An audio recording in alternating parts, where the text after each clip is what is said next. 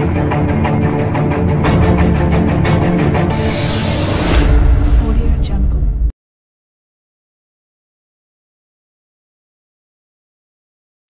இப்போ சங்ககால மக்களுடைய சமுதாய நிலையில வந்து பாத்தீங்கன்னு சொன்னா வடமொழி இலக்கியங்கள் வந்து எந்த அளவுக்கு பங்கு வகிக்கிறது. இந்த வடமொழி இலக்கியங்கள் வந்து பாத்தீங்கன்னு சொன்னா முக்கியமாக புராணங்கள், இதிகாசங்கள், மத்த விலாச பிரகாசனம் என்னும் நூல், அதே மாதிரி மதுரா விஜயம் என்னும் நூல், இந்த 4 நூல்களை வந்து பாத்தீங்கன்னா மிக அதிகப்படியான தகவல்கள் வந்து தொன்மையான தமிழ் சமூகத்தை பற்றி தெரிந்து கொள்வதற்கு நமக்கு மிக முக்கிய அரிய ஒரு சான்றுகளாக இருக்குதுன்னு சொல்லலாம். அதே மாதிரி இடைக்காலத்துல வந்து பாத்தீங்கன்னு சொன்னா தமிழர்களுடைய நிலை பற்றி தெரிந்து கொள்வதற்கும் முக்கிய சான்றுகளாக இருக்கக்கூடியது இந்த வடமொழி இலக்கியங்கள். முக்கியமா இந்த புராணங்கள்லாம் என்ன?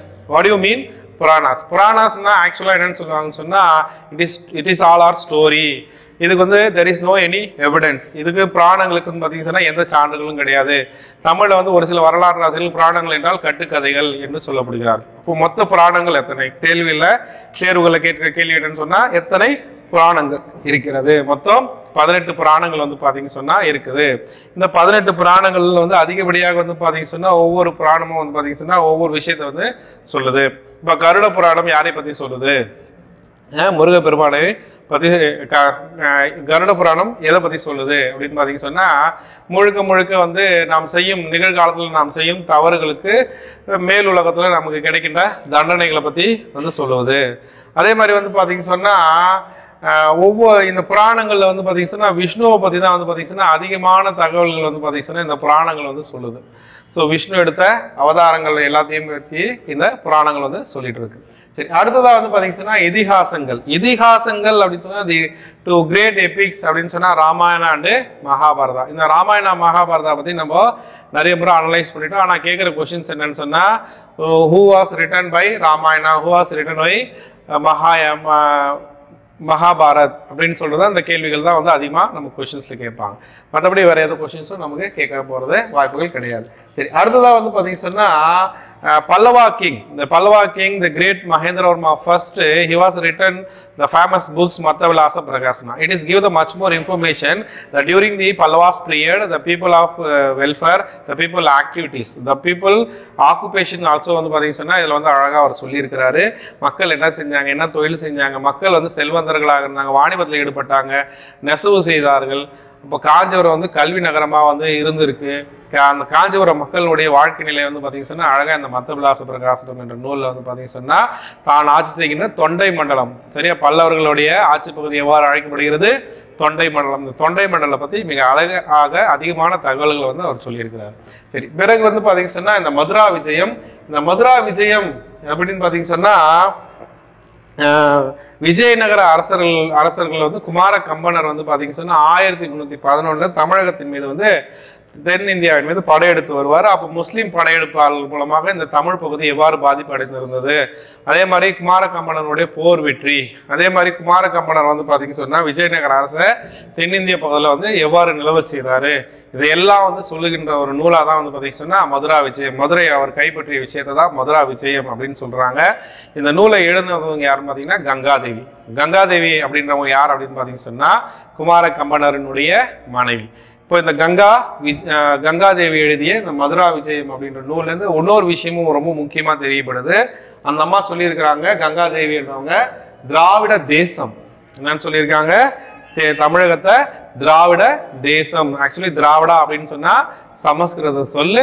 இவர் வந்து தமிழகத்தை வந்து திராவிட தேசம். அப்ப திராவிடர்கள் என்றால் வந்து பாத்தீங்கன்னு சொன்னா தமிழ் பேசக்கூடியவர்கள், தெலுங்கு பேசக்கூடியவர்கள், கன்னடம் பேசக்கூடியவர்கள், மலையாளம் பேசக்கூடியவர்கள், துளு பேசக்கூடியவர்கள், இவங்க எல்லாரும் சேர்ந்தவர்கள் தான் யார் அப்படின்னு பாத்தீங்கன்னா திராவிடர்கள்.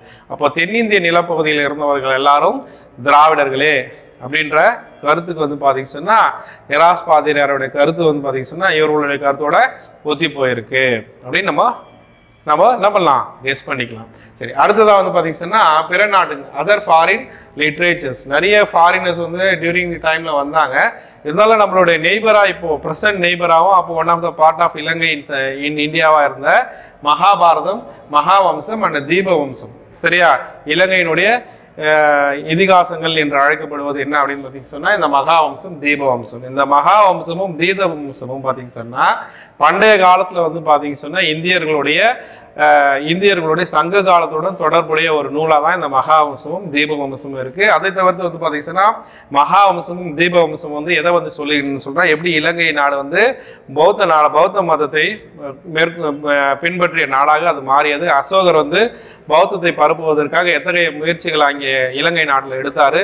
அதே மாதிரி வந்து பாத்தீங்க சொன்னா இலங்கைக்கு வந்து பாத்தீங்க சொன்னா அசோகர் தன்னுடைய மகள் சரியா, அசோகருடைய மகன் வந்து மகேந்திரன், மகள் வந்து பாத்தீங்க சொன்னா சங்கமித்ரை, இவங்க 2 பேருமே வந்து இலங்கைக்கு அனுப்பி இலங்கையை வந்து புத்த மத நாடா வந்து மாத்துறதுக்கு தர்ம மகா மந்திரர்களையும் தர்ம மகா யுக்தர்களையும் அனுப்பி வச்சிருந்தாரு. இந்த அதிகாரிகள் எல்லாம் போயிட்டு இலங்கையை வந்து புத்த மத நாடாக மாற்றினார்கள் அப்படின்றலாம் இந்த மகாவம்சம் தீபவம்சம் சொல்லுது. அதே மாதிரி இந்த மகாவம்சம் தீபவம்சம் என்றது வந்து பாத்தீங்கன்னா முழுக்க பாலி மொழியில் எழுதப்பட்ட ஒரு நூல்.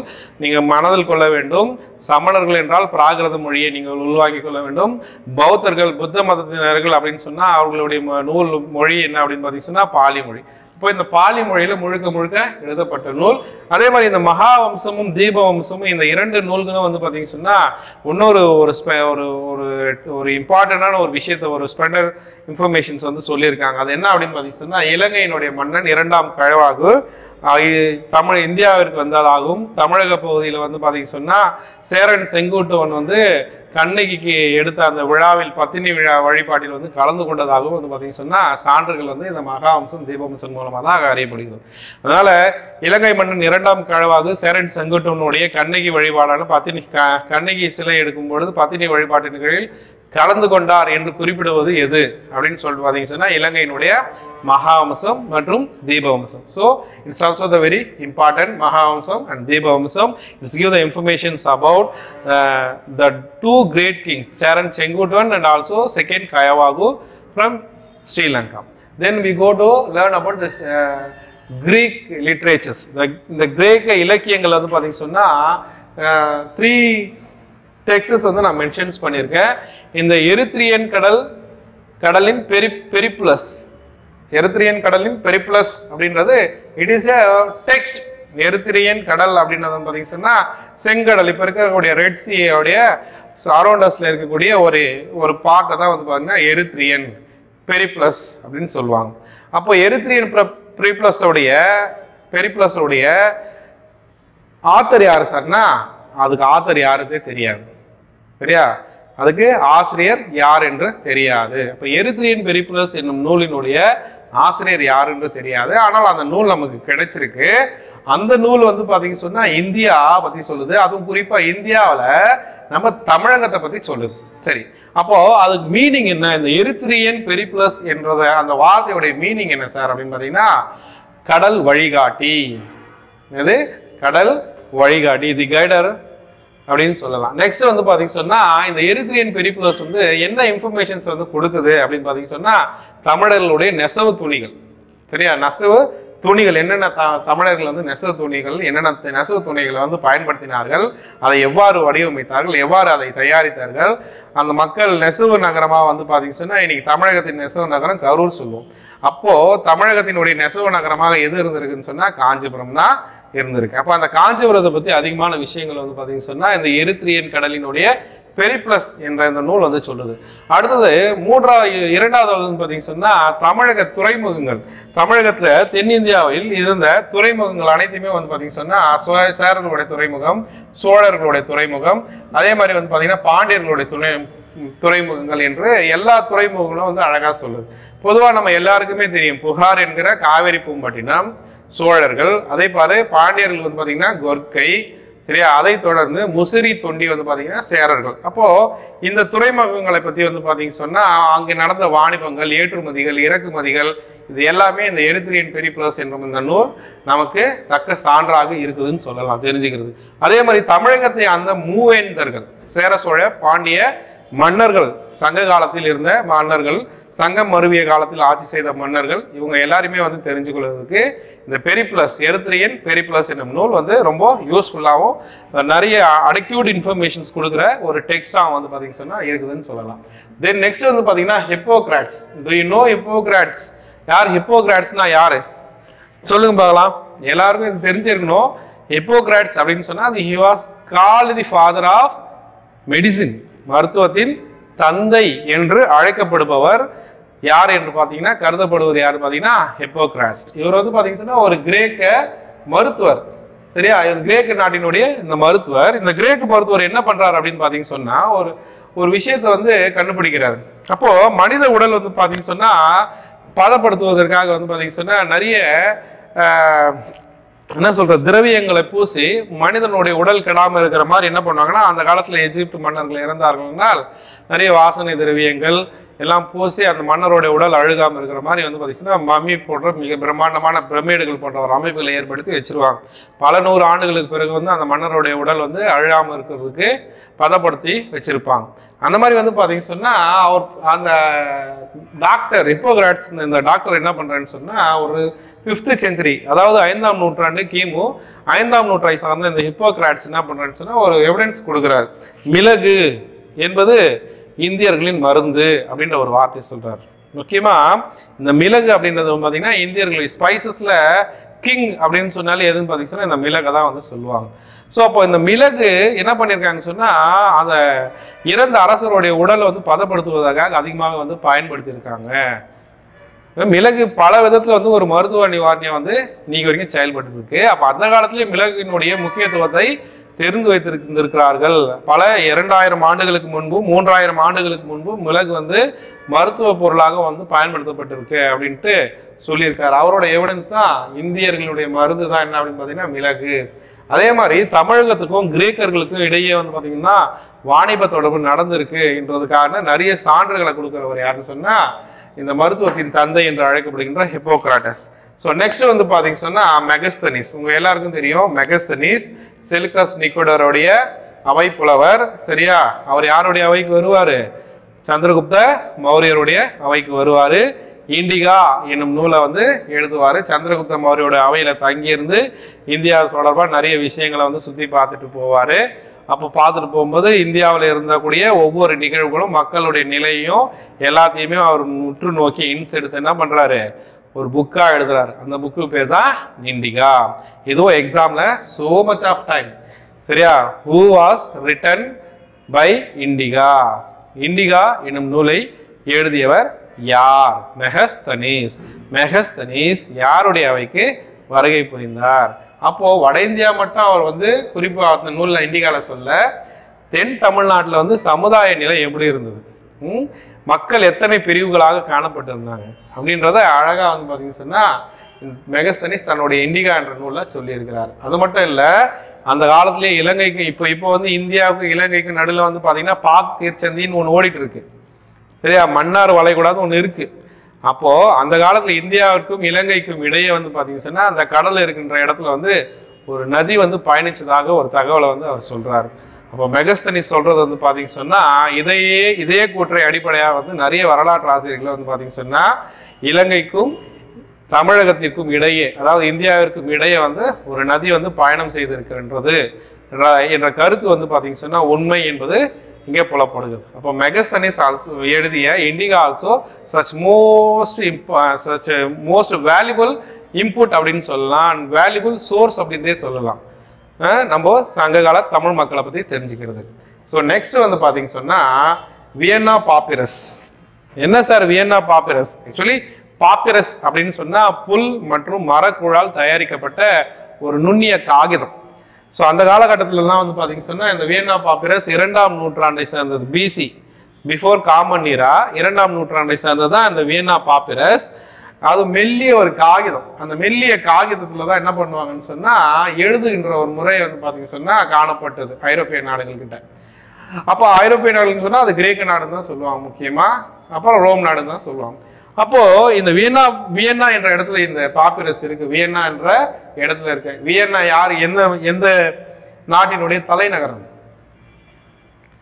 வியன்னா ஆஸ்திரியா, ஆஸ்திரேலியா இல்ல, ஐரோப்பிய நாடான ஆஸ்திரியாவினுடைய தலைநகரம் தான் என்ன அப்படின்னு பாத்தீங்கன்னா வியன்னா. அந்த வியன்னா மியூசியம்ல வந்து பாத்தீங்கன்னா இந்த பேப்பர் வந்து இன்னும் எவிடன்ஸா வச்சிருக்காங்க. அப்படி என்னதான் சார் சொல்லுது அந்த வியன்னா பாப்பிரஸ் அப்படின்னு பாத்தீங்கன்னா சொன்னா, அந்த வியன்னா பாப்பிரஸ் வந்து அலெக்சாண்ட்ரியா, சரியா, கிரேக்க துறைமுகமா இருந்த அலெக்சாண்ட்ரியால இருக்கக்கூடிய ஒரு ட்ரேடருக்கும் தமிழக பகுதியில முசிறி, சரியா, முசிறி துறைமுகத்தில் இருக்கக்கூடிய ஒரு ட்ரேடர், ஒரு வணிகருக்கும் இடையே நடந்த வர்த்தக உடன்பாடு சம்பந்தப்பட்ட ஒரு டாக்குமெண்ட்ஸ் வந்து கிடைச்சிருக்கு. அந்த டாக்குமெண்ட்ஸ் தான் பாப்பிரஸ் அப்படின்னு சொல்லுவாங்க. அது வியன்னால கிடைச்சனால அது வியன்னா பாப்பிரஸ். அந்த பேப்பர் என்ன சொல்லுதுன்னு சொன்னா, இந்த தமிழகத்தில் இருக்கக்கூடிய முசிறி துறைமுகத்திலிருந்து அலெக்சாண்டரியால இருக்கக்கூடிய துறைமுகத்துக்கு வந்து நீங்க வாணிப தொடர்பு செய்யுங்க. இந்த வாணிப தொடர்புல முக்கியமா வந்து என்ன ஏற்றுமதி செய்யுங்க, மிளகையும் தந்தத்தையும் வந்து ஏற்றுமதி செய்யுங்க அப்படின்ற ஒரு கருத்து வந்து பாத்தீங்க சொன்னா அதுல எழுதப்பட்டிருக்கு. அப்ப அந்த வியன்னா பாப்பிரஸ் இன்னைக்கு வரைக்கும் ஆஸ்திரியாவுடைய தலைநகரமான வியன்னால இருக்கக்கூடிய ஒரு மியூசியம்ல வச்சு பராமரிச்சுட்டு வராங்க. அந்த அந்த அக்ரிமெண்டோடைய காப்பி தான் வந்து பாப்பிரஸ், வியன்னா பாப்பிரஸ். நெக்ஸ்ட் இது என்ன சொல்லுதுன்னு சொன்னா, நம்ம இந்தியாவிலேருந்து அந்த நாட்டுக்கு சரியா எக்ஸ்போர்ட் ஆன மிளகு மற்றும் தந்தம் ஏற்றுமதி பற்றி தகவலை கொடுக்குது. ஸோ நெக்ஸ்ட் வந்து பாத்தீங்க சொன்னா இன்னொன்னு முக்கியமா இந்த ஏற்றுமதி இறக்குமதிக்காக வந்து பாத்தீங்க சொன்னா ஒரு கப்பல் வந்து போச்சு. அலெக்சாண்ட்ரியாலேருந்து முசிறிக்கு வந்து ஒரு கப்பல் வந்து போச்சு, ஹெர்மா போலன்.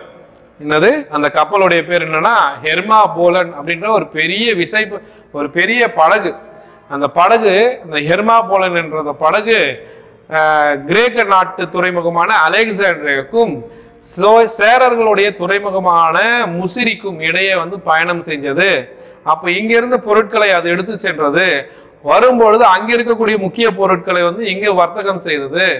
அந்த ஹெர்மா போலன் கப்பல் வந்து மிக முக்கியமான கப்பல் என்ற தகவல் எதெல்லாம் சொல்லப்பட்டிருக்குங்க, இந்த வியன்னா பாப்பிரஸ் என்ற இந்த காகிதத்துல வந்து சொல்லப்பட்டிருக்கு.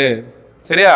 So it is also the very important evidence for the people of Tamil society during the Sangam age. So next of all, the Rome literary sources. The Rome நாட்டினுடைய இலக்கிய சான்றுகள். இந்த ரோம் நாட்டு இலக்கிய சான்றுகள்ல முக்கியமா ஒரு 4 விஷயங்கள் வந்து நான் குறிப்பிட்டு சொல்றேன். முதல்ல வந்து பாத்தீங்க சொன்னா பிலினி எழுதிய இயற்கை வரலாறு. இது தேர்வுகள்ல சில முறையில பல முறை கேட்கப்பட்ட ஒருவனா, much more times வந்து இந்த क्वेश्चंस கேட்டாங்க. Who was written by the famous text Nature? The famous text Nature, Pliny. இல்ல பிலினி எழுதிய நூல் எவ்வாறு அழைக்கப்படுகிறது? இயற்கை என்னும் நூலை எழுதியவர் யார்?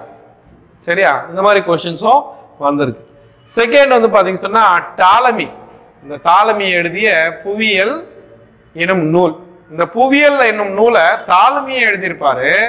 அவரை தொடர்ந்து வந்து பாத்தீங்கன்னா ஸ்ட்ராபோ என்பவர் எழுதியிருப்பார். இந்த 2 பேருமே வந்து பாத்தீங்க சொன்னா அது ஜாகிரபியா அப்படின்ற அந்த நூலை எழுதிட்டு நிறைய இன்ஃபர்மேஷன்ஸ் வந்து சொல்லிட்டு போயிட்டாங்க. சரியா? ஃபோர்த் வந்து பாத்தீங்க சொன்னா பியூட்டிங்கேரியன் டேபிள் அப்படின்னு சொல்ற பியூட்டிங்கேரியன் அட்டவணை. இந்த பியூட்டிங்கேரியன் டேபிள் என்ன சார், அதையும் நான் எக்ஸ்பிளைன் பண்றேன். ஃபர்ஸ்ட் நம்ம இயற்கை வரலாறு, பிலினி எழுதிய இயற்கை வரலாறு, இந்த நேச்சர் அப்படின்ற அந்த டெக்ஸ்ட்ல வந்து பாத்தீங்க சொன்னா ரோம் டெக்ஸ்ட் முசிறி துறைமுகம் இந்தியாவின் முதல் பேரங்காடி. It was the big trading centre of India அப்படின்றத மென்ஷன் பண்ணி சொல்லியிருக்கு. செகண்ட் வந்து பாத்தீங்க சொன்னா the rulers of Pandian kingdom, those who rule in Madurai.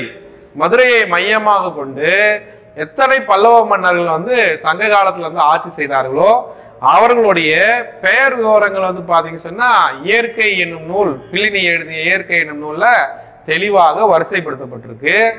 மூணாவதா வந்து பாத்தீங்க சொன்னா இது ஒரு லத்தீன் மொழி சொல். ஆக்சுவலி ரோம் அப்படின்னு சொன்னாலே லத்தீன். சரியா? ரோம் என்றாலே லத்தீன் மொழி சொல். இந்தியாவிற்கும் சரியா அந்த ரோம் நாட்டிற்கும் இடையே நடந்த மிளகு வணிகம், ஸ்பைசஸ்ல மிளகு தான் முக்கியமான பொருளா இருந்தது.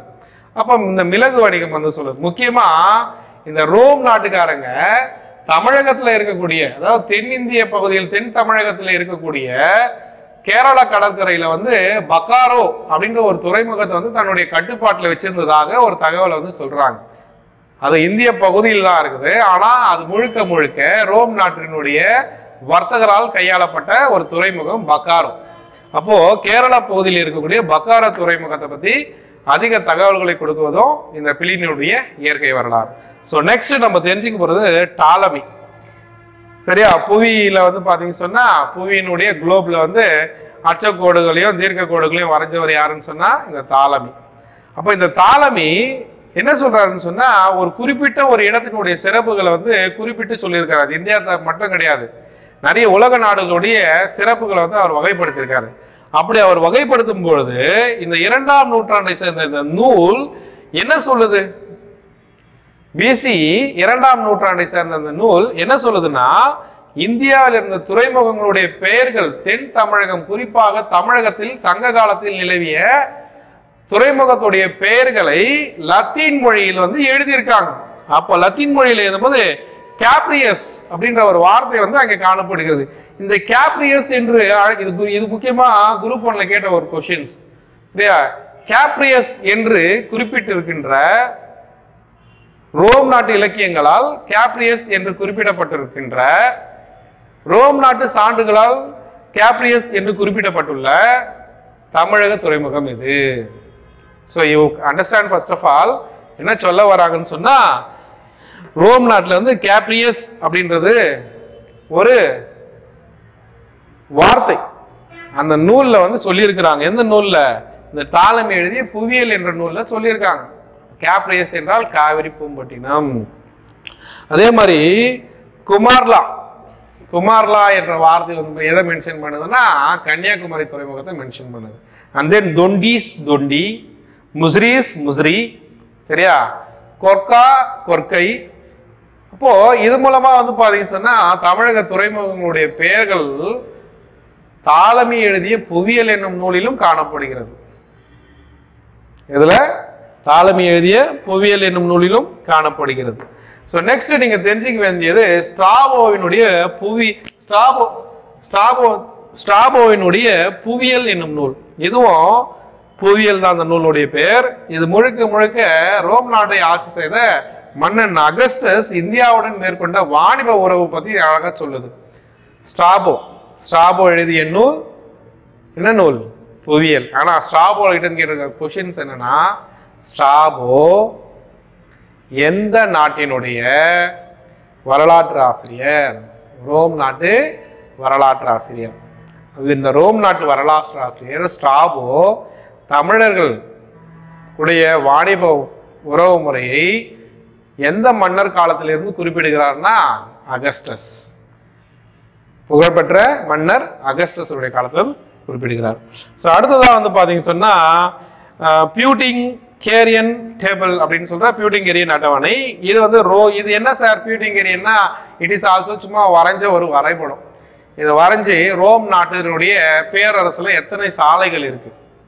இப்போ அந்த அறிவு சார்ந்த விஷயங்கள் முதல்ல ஐரோப்பிய நாடுகள்ல தான் ஏற்பட்டிருக்கு.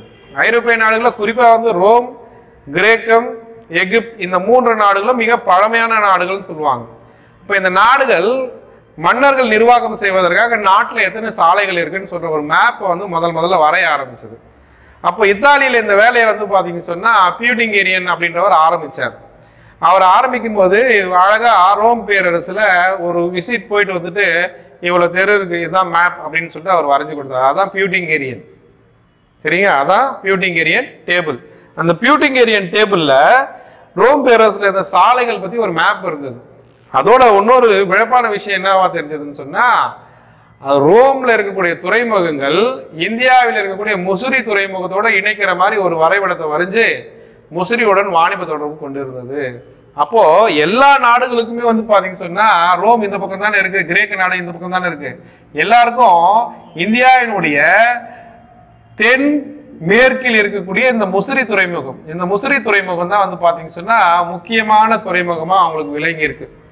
அப்ப ஏன் சார் இப்போ கிழக்கு பகுதியில எந்த துறைமுகம் முக்கிய துறைமுகமா விளங்கலையா? இருந்தது, கொர்க்கைன்னு ஒரு துறைமுகம் இருந்தது, காவேரி பூம்பட்டினம் இருந்தது. சரியா? அது கிழக்கில் தூர கிழக்கில் இருக்கக்கூடிய நாடுகளோட வாணிப தொடர்பு மேற்கொண்டது. முக்கியமா கொர்க்கை துறைமுகம் எதற்கு புகழ் பெற்றது அப்படின்னு பாத்தீங்கன்னா முத்து குளித்தலுக்கு வந்து மிகவும் புகழ் பெற்றதா என்ன அப்படின்னு பாத்தீங்கன்னா இந்த கொர்க்கை துறைமுகத்தை வந்து சொல்லுவாங்க. சரி, அடுத்ததா வந்து பாத்தீங்கன்னு சொன்னா நம்ம தெரிஞ்சுக்க வேண்டியது இந்த இலங்கைக்கும் சரியா இலங்கைக்கும் சரி முசிறிக்கும் ரோமுக்கும் இடையே நடந்த வாணிப தொடர்பு சொல்லியாச்சு. அடுத்தது வந்து பாத்தீங்கன்னு சொன்னா இந்த இலங்கையை வந்து ஒரு புதிய வார்த்தையில வந்து இந்த பியூட்டிங்கேரியன் அட்டவணை குறிப்பிடுது. ஸ்ரீலங்கானும் மென்ஷன் பண்ணல, ஈழந்தும் மென்ஷன் பண்ணல, இலங்கை என்றும் மென்ஷன் பண்ணல. டாப்ரோபேன் அப்படின்னு சொல்லிட்டு ஒரு வார்த்தை, இலங்கை வந்து டாப்ரோபேன் அப்படின்ற வார்த்தையை கொண்டு குறிப்பிட்டிருக்கிறது என்ன அப்படின்னு பார்த்தீங்கன்னு சொன்னா இந்த பியூட்டிங்கேரியனுடைய அட்டவணை குறிப்பிடுகிறது. ஸோ நம்ம பார்த்துருக்கக்கூடிய இந்த வடமொழி இலக்கியங்கள், கிரேக்க இலக்கியங்கள், ரோம நாட்டு இலக்கியங்கள், சரியா, அதே மாதிரி பிற நாட்டு இலக்கியங்கள், இது எல்லாமே வந்து பார்த்தீங்கன்னு சொன்னா தமிழர்களுடைய சமூக பொருளாதார நிலையை வந்து சொல்லுகின்ற ஒரு நூலாகவும் அரசர்களுடைய நிலையை எடுத்துரைக்கின்ற ஒரு நூல்களாகவும் விளங்கிட்டு இருக்கு.